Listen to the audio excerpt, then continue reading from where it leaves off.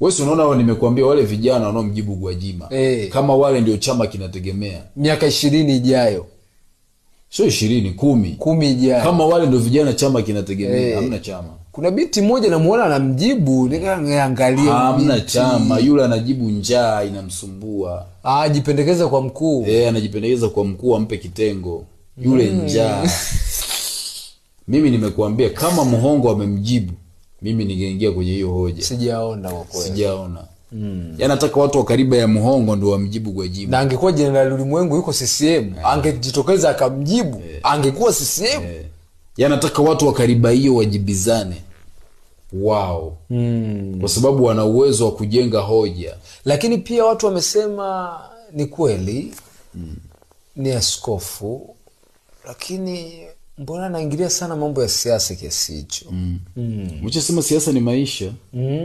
Haikwepeki. Sasa wanaojifanya viongozi wa serikali wakiona wanachallengewa na watu wa dini wanasema msingilie siasa. Swali ni kiongozi gani? Mimi nimesema watu dhaifu siku zote hawataki kukumbushwa. Watu dhaifu hawataki kukumbushwa. Umeona? Hiyo ndio shida. Watu hodari wanasikiliza sana kuliko kuongea. Kwa hiyo wanaruhusu kila mtu wamsikie. Maana the more unavyosikiliza watu. Kwa hiyo ndio maana nikuambia hata walio mjibu Gwajima ni watu wenye njaa na hapa kidogo zimeyumba. Kwa sababu wenyewe wanataka wajifanye ni kama watoto wa kuzaliwa na yule mama. Hapana, ile ni wenyewe wamemchukulia as agenda. This is an institution, a presidential institution.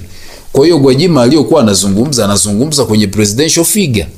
Sio gender figure. Na amerudia akasema anampenda rais wake. Sababu ni mwenyekiti wa. Sasa hapa tunazungumzia presidential issue. Sasa hawa watu wanaamrisha tena huyu presidential. Sasa wanaamrisha sasa inakuwa ni personal, sasa inakuwa ni mambo ya kujibizana kama mama wa Kiswahili. Amenisema ngoja nikamsute. Sasa ndio wale mambo unasikia Gwajimanization. Kwa pale mama amepigwa. Wale wanaomsifu wamemwangusha mama bila kujua.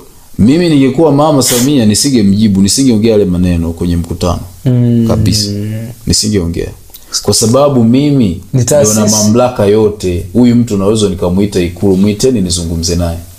Na inawezekana. Nikakaa naye nikazungumza naye